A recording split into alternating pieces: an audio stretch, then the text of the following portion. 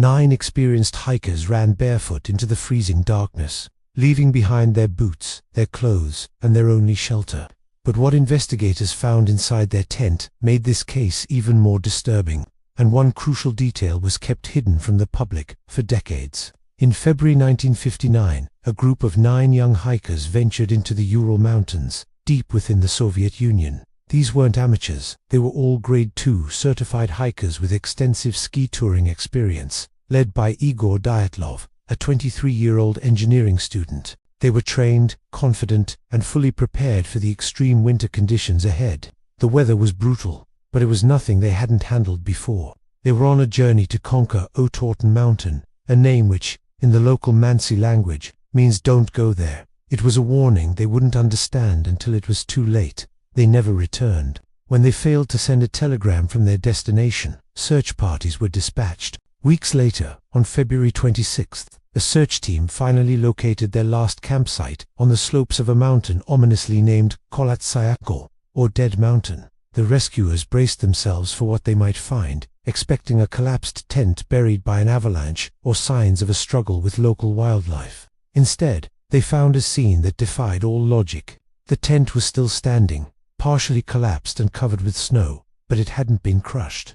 The disturbing part was how it had been abandoned. It was slashed open from the inside.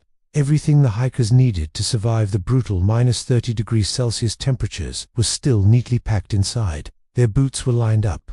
Warm clothing, coats, and extra layers were folded.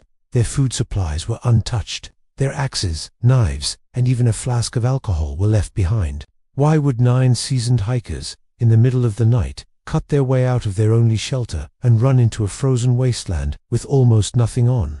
It made no sense. Outside the tent, a trail of footprints led down the snowy slope. The tracks told a chilling story. They showed 8 or 9 sets of feet heading away from the camp, towards a dense forest nearly a mile away. Most of the prints were from bare feet. Some were from feet wearing only socks. A few showed a single boot. The spacing of the tracks suggested the group was moving calmly, not in a panicked sprint. There were no signs of a struggle, no extra footprints from anyone else, and no indication that they were being chased. They just walked away from safety and into certain death.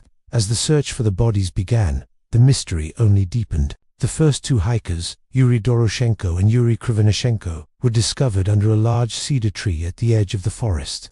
They were barefoot and dressed only in their underwear. Their hands were badly burned and covered in scrapes, the branches of the tree above them broken up to 5 meters high. It appeared they had frantically tried to climb the tree, perhaps to get a better view or escape something on the ground. Next to them were the remains of a small, hastily built fire. The next 3 bodies, including that of the group's leader, Igor Dyatlov, were found scattered between the cedar tree and the tent. They were lying in the snow, frozen solid in positions that suggested they were trying to crawl back to the camp.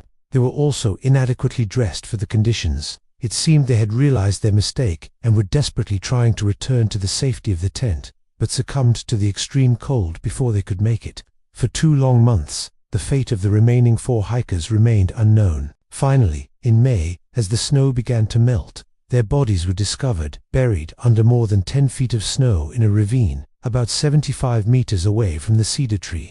And what the medical examiners found with these 4 changed everything about the investigation. Unlike the first 5 who died of hypothermia, these 4 had suffered catastrophic internal injuries.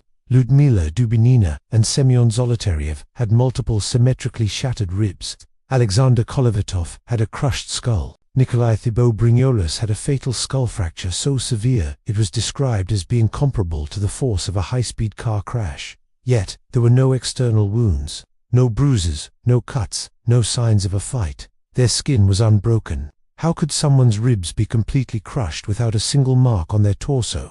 The force required to inflict such damage was immense, yet it left no trace on the outside. And the strangeness didn't stop there. Lyudmila Dubinina was found without her tongue, her eyes, and part of her lip. Zolotaryev was also missing his eyes, adding another layer of high strangeness to the case. Some of the clothing worn by these last 4 hikers tested positive for significant levels of radiation. Where did this radiation come from? And another bizarre detail emerged. Some of the hikers were wearing each other's clothes. One was wearing a torn piece of another's trousers. Dubinina had her foot wrapped in a piece of Krivonishenko's woolen sweater. It was as if, in their final moments, the living had scavenged clothes from the dead to try and stay warm. The Soviet authorities were baffled. They quickly closed the case, and their official conclusion was as vague as it was unsettling. They stated that the hikers had died as a result of a compelling natural force which they were unable to overcome. The case files were classified, and the entire area around Kholat Syakhl was sealed off to the public for 3 years. The message was clear: stop asking questions. But of course, people couldn't stop. For decades, theories have swirled, trying to explain what really happened on that frozen mountain slope. One of the most widely accepted official theories is an avalanche. The idea is that a slab avalanche, a delayed snowslide, crashed down on the tent. This would have forced the hikers to cut their way out and flee to avoid being buried. This theory gained some traction when Russian authorities reopened the case in 2019 and again blamed a small, localized avalanche. But many experts and the original investigators reject this. The slope was too gentle for a major avalanche.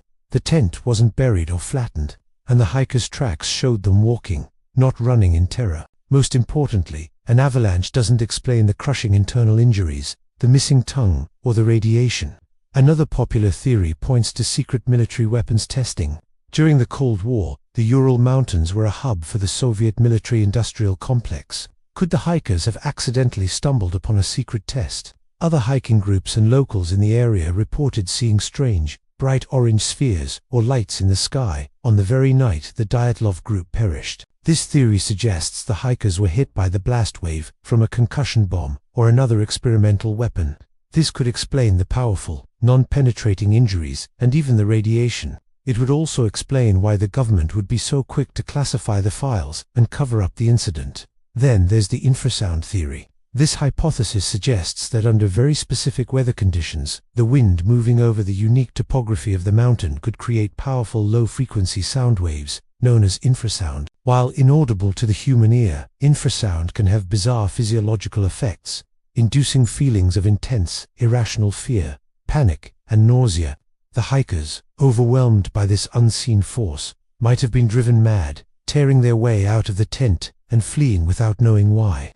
But again, this doesn't fully account for the brutal physical injuries or the radiation. Other, more fringe theories have been proposed over the years, from an attack by an unknown creature like a yeti, to an encounter with something extraterrestrial. The missing tongue and eyes have led some to believe something non-human was involved. But every explanation falls short. Every theory answers some of the questions, but leaves others completely unanswered. Why were some clothes radioactive and not others? Why were the injuries so selective and precise? Why did they walk, not run? Why cut the tent open when the zipper was working perfectly fine? The Dyatlov Pass mystery is terrifying, not because it proves the existence of monsters or aliens, but because it's a true story with no logical conclusion. It's a puzzle where none of the pieces fit together. It reminds us that there are forces in this world, whether they are natural, military, or something else entirely, that we don't understand. 9 highly capable people walked into the wilderness and were met by something so powerful and so strange that it drove them from their only shelter into the deadly cold. Something unseen forced them to run. And whatever happened on that frozen slope was either so terrible or so secret that the world was never allowed to know the full truth. The mountain keeps its secrets, and the mystery of Dyatlov Pass remains one of the most chilling unsolved cases of the 20th century. Thanks for watching. If you're fascinated by unsolved mysteries like this one, be sure to subscribe and hit that notification bell so you don't miss our next investigation. See you next time.